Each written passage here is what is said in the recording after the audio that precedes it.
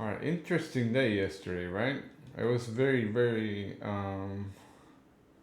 it was choppy and it was violent. The moves were pretty violent.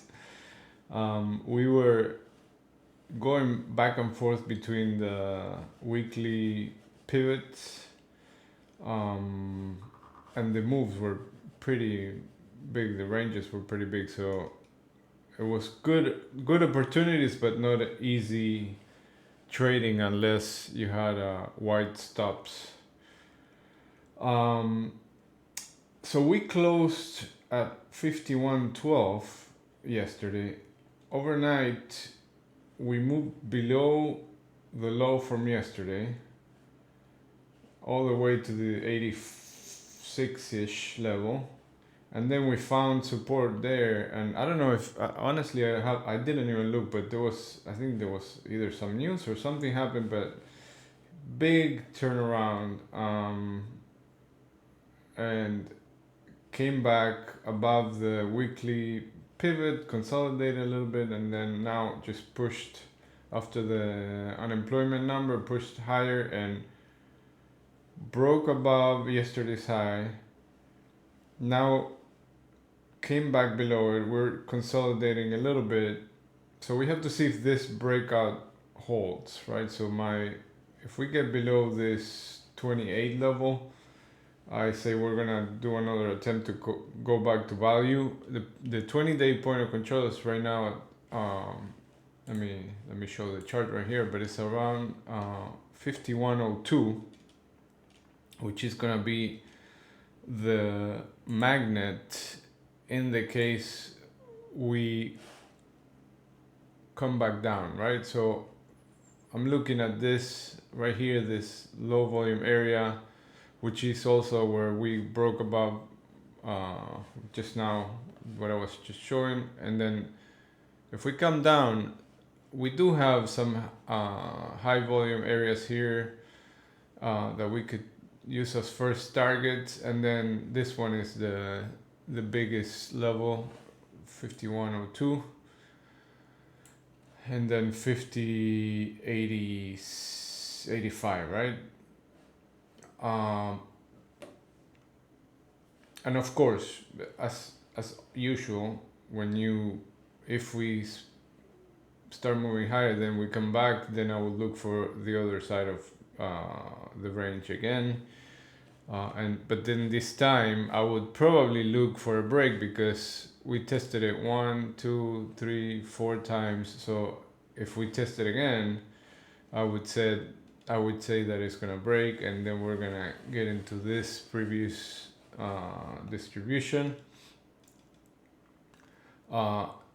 So today, if we hold above 51.36, then we look for, it's right there, 51.38 is the point of control from this day right here.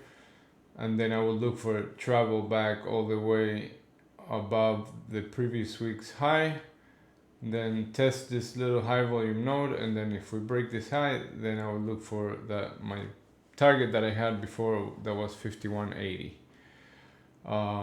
And then we don't have any references here, so we could keep going higher into the 5200s. So overnight inventory is pretty balanced, but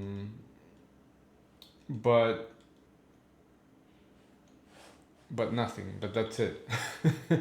All right, NQ is very similar. It's a little lagging comparing to ES, and it hasn't filled the gap yet.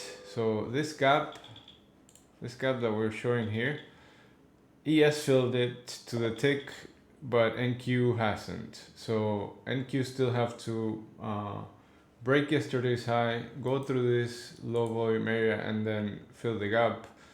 So without this, it's gonna be a little hard for ES to keep moving higher. And if NQ gets inside this range, then we can look for 18,300, 18,340, and then breaking these highs and get to our target, which was 18,469. Let's call it 18,470. And same thing, if it can get through here, the target here is still the 20-day point of control. The 90-day point of control is still down here at 18,015. Crude oil, which yesterday pissed me off because I got stopped out and it ripped higher. Crude oil, let me make this thing bigger. I don't know why it's showing so small here. Okay, so crude oil had the target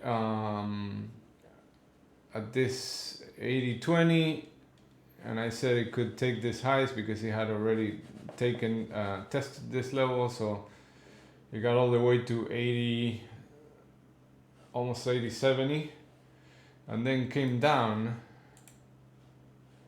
pretty hard all the way back into the range, and you can see that it came down, consolidated here above the range, trying to maybe go back above, but then sellers really were stronger here, and then we came back to the point of control. So I'm looking now to see if we can, the pit just opened a few minutes ago, so now I'm looking to see if we can test the lower side of balance, because of the balance rules that say that if you break out and you come back inside a range, inside balance, then we're likely to test the other side of balance. So I'm looking for shorts into these areas. Maybe if we break these lows right here, then look for the 78 level. But if we get into this area, the 77 40-ish, like 77 20-ish, I would look for reversals, long setups to go back into the point of control. Today we have more Powell testifying at 10 a.m. and 11:30 more Fed speaking. We have the 4-week bill auction, some Fed reports at noon, U.S. consumer credit at 3 p.m. and then yesterday we have the big unemployment rate and non-farm payrolls. So we still have some triggers for more volatility. So be mindful of that. Keep an eye on the calendar, and remember at 10 a.m. things could get choppy again. All right, good luck everybody.